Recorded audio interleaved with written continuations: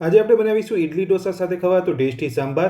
તો સાંભાર બનાવવા માટે મેં અહીંયા તુવેરની દાળને અડધો કલાક માટે પલાળીને રાખી હતી. દાળ આપણી અહીંયા પલળી ગઈ છે, તો હવે આપણે કુકરની અંદર લઈ અને દાળને બાફી લઈશું. તો દાળને બાફવા માટે કુકરની અંદર 1 ગ્લાસ જેટલું પાણી, નાની અડધી ચમચી હળદર પાવડર, સ્વાદ પ્રમાણે મીઠું, 1 ચમચી તેલ ઉમેરીશું અને કુકરનું ઢાંકણ બંધ કરી ગેસની મીડિયમ ફ્લેમ પર 2 વિસલ કરી લઈશું. તો દાળ આપણી બફાઈ રહી છે ત્યાં સુધી આપણે સાંભારનો વઘાર તૈયાર કરીશું. તો વઘાર તૈયાર કરવા માટે કડાઈની અંદર 3 ચમચી જેટલું તેલ ગરમ કરીશું.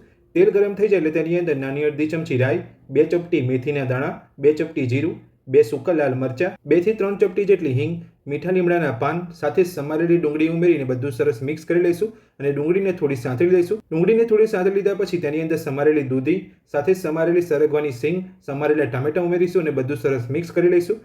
તો બધું 3 થી 4 મિનિટ જેટલું સાંતળી લઈશું.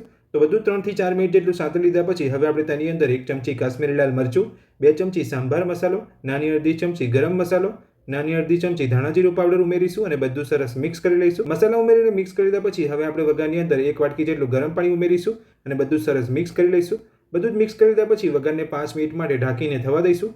5 મિનિટ ઢાંકી લીધા પછી તમે જોઈ શકો છો બધું સરસ અહીંયા કૂક થઈ ગયું છે. તો હવે આપણે બધું જ ફરી મિક્સ કરી લઈશું અને મિક્સ કરી લીધા પછી વઘારની અંદર સ્વાદ પ્રમાણે મીઠું ઉમેરીશું. મીઠું ઉમેરીને પણ ફરી મિક્સ કરી લઈશું. તો મિક્સ કરી લીધા પછી હવે આપણે વઘારની અંદર બાફેલી દાળ ઉમેરીને બધું સરસ મિક્સ કરી લઈશું. તો હવે આપણે કડાઈની અંદર જે કુકરની અંદર દાળને બાફી હતી તે કુકરની અંદર થોડું પાણી ઉમેરી મિક્સ કરી અને કડાઈની અંદર ઉમેરી લઈશું. અને તમે જે રીતનો સાંભાર પાતળો કે જાડો રાખવા માંગતા હોય તે રીતે તમારે અહીંયા પાણી ઉમેરવાનું છે. તો પાણી ઉમેરીને બધું જ મિક્સ કરી લીધું છે. તો હવે આપણે સાંભારની અંદર ગોળ ઉમેરીશું, સાથે જ આંબલીનું પાણી ઉમેરીશું અને બધું જ મિક્સ કરી લઈશું. તો બધું જ મિક્સ કરી લીધા પછી હવે આપણે સાંભારને 5 થી 7 મિનિટ માટે ઢાંકીને થવા દઈશું.